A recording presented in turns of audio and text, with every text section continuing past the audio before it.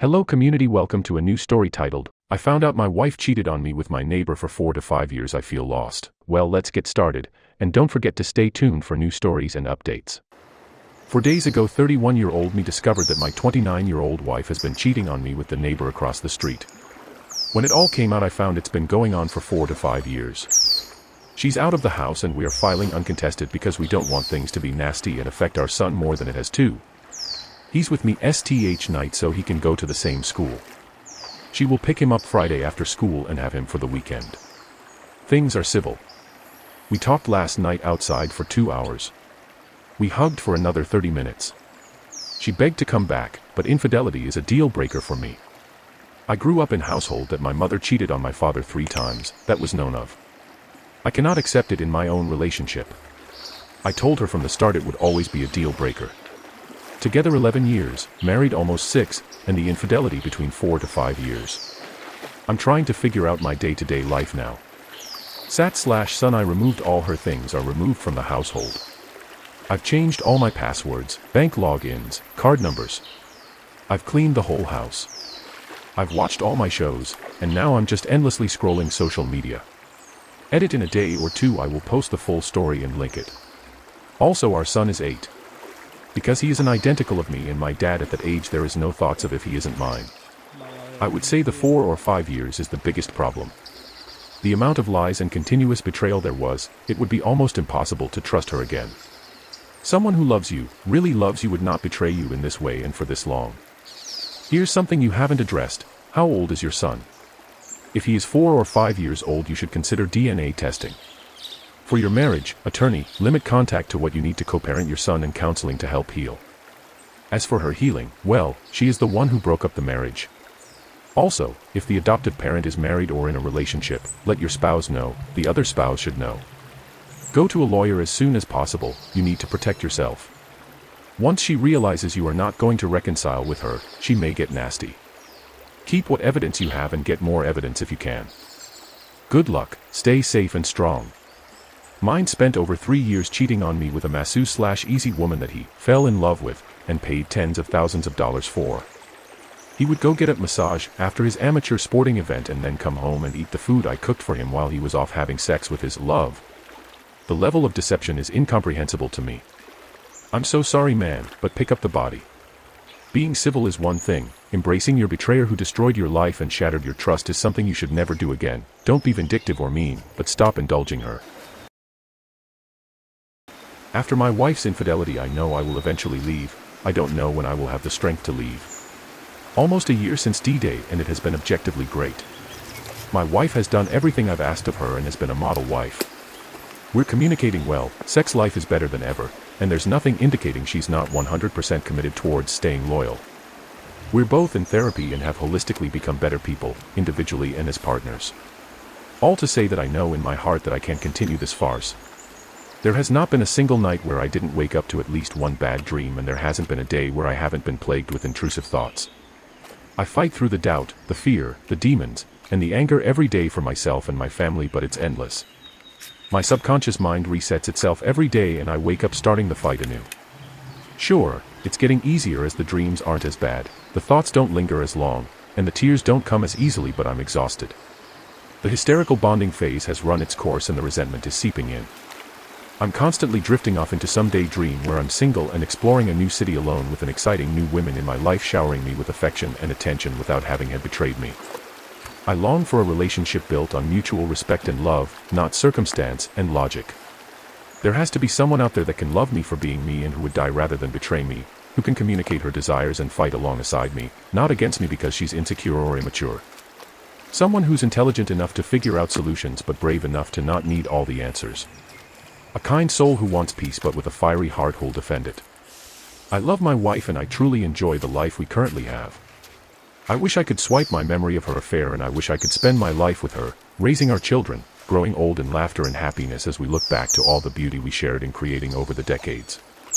I wish I could be happy with her without so much pain attached to me. I didn't deserve to be cheated on.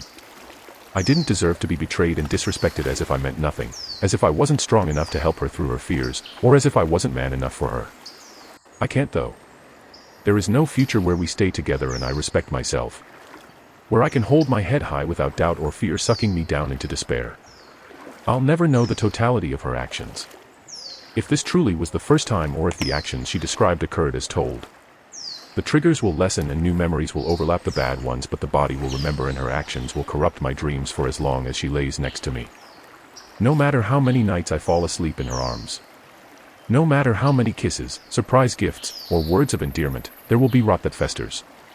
I'm not leaving today and I won't leave tomorrow, but that date is coming and I'll eventually be strong enough to start my new life. Hi OP, my ex cheated on me with women, men, trans women, etc. I decided not to reconcile and broke up with him on the spot when I found out everything. I blocked him on everything and went to no contact immediately. I have not seen or spoken to him since. I posted the following as a comment on another post, and want to share it here as well.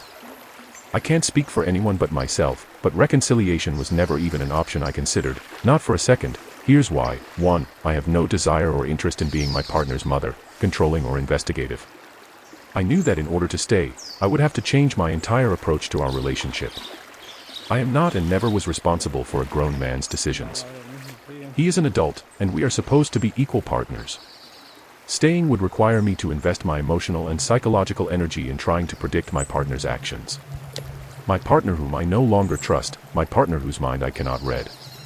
I am not interested in monitoring devices, overthinking, feeling insecure. I care too much about myself to put myself in a situation like that.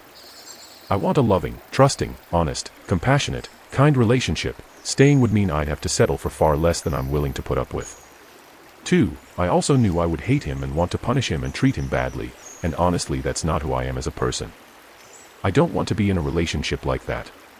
Unlike him, I am not abusive. I'm not willing to sacrifice my dignity and my self-respect and my kind and loving heart just to stay in a now broken relationship. For what? So I won't be alone. I'd rather be alone than in bad company. And it's bad company. And honestly, I'm never really alone, I have myself. 3. It took away my right to informed consent. I wasn't with the person I agreed to be with and I wasn't in the relationship I agreed to be in. To me this in itself is a profound violation that I will never be able to forgive him for. If, when we met, I had known who he really was and what he was capable of, I would never have given him a second chance.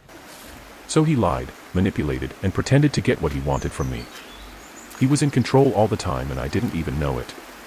The covert abuse that this is, in my opinion, is the cruelest. I don't even like who this man really is. In fact, I despise people like this, and he tricked me into believing he was someone else. It scares me, disgusts me, and disgusts me. 4. My ex is a 33-year-old man. This means that he is, as I mentioned above, an adult who is responsible for himself and his decisions. I don't see cheating as just a mistake or a series of mistakes. I see it as a character flaw. This means that in order for him to be what I want and need him to be, he would have to change who he is.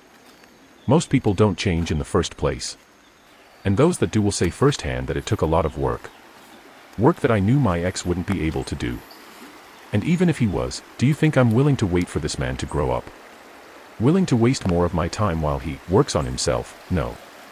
He should have been in good working order when he met me, as I was when I met him. I already made sure I went into that relationship as an adult who can take responsibility for himself, who can communicate, who knows who he is, who is capable of treating his partner with kindness and respect. I expect the same in return. I don't want to go out with a project. I don't have time for that. 5. He has made a fool of me. The disrespect and blatant disregard for me as a human being and for my time, my love, my life, is unforgivable. He exploited me. He treated me worse than any enemy could.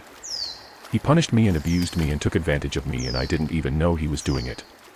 He did all this right under my nose. While I was happy and felt safe and thought I was with a good man who loved me, he was leaving and breaking me in our relationship. To me, this is very despicable and is an offense that I cannot come back from. There is so much more, but this is the bottom line. I will never, ever regret leaving. In fact, it is one of the things in my life that I am most proud of. In fact, it bolstered my self-confidence in a way that I had not experienced before. It also solidified the confidence I have in myself to protect myself from harm. To have my back. To take care of myself, staying with him would have meant sacrificing these things and I'm simply not willing to do that. You seem to be beating around the bush. You're postponing the inevitable. Why waste time prolonging this charade, as you've called it? This may sound harsh, but I'm going to be honest. Stop being so weak. This woman made a mockery of you. Do what needs to be done. I totally get it. I can't put it into words like you can. However, to me, my ex-wife was like a really cool beer stein I bought in college. It was incredibly ornate. I never saw another one like it. I remember looking at it and swirling it around. Just fascinated by it. Well, it broke in a move. So angry, it looked good from afar, but somehow, it wasn't the same. I'd pick it up and all I'd see were the brakes. Looking at it was more annoying than anything. In the end, I threw it in the trash. This is the feeling that sucks the most. I didn't reconcile with my ex, but he wanted to, and I know what we had and how I wish I could erase the infidelity and get back to our happy life. But the reality is I lay awake every night wishing he would stop trying to fix it and let me move on. I am heartbroken but still feel trapped. He destroyed our family and she destroyed hers. There is no real security or trust after that, even if you still love them. It's better to end it and try to be child-friendly. In my opinion, reconciliation is just more selfishness on the part of the woman. They just don't want to feel bad about themselves at the expense of the happiness of the betrayed. What did you think about this story? Also, do not forget to stay tuned for new stories and updates. Greetings.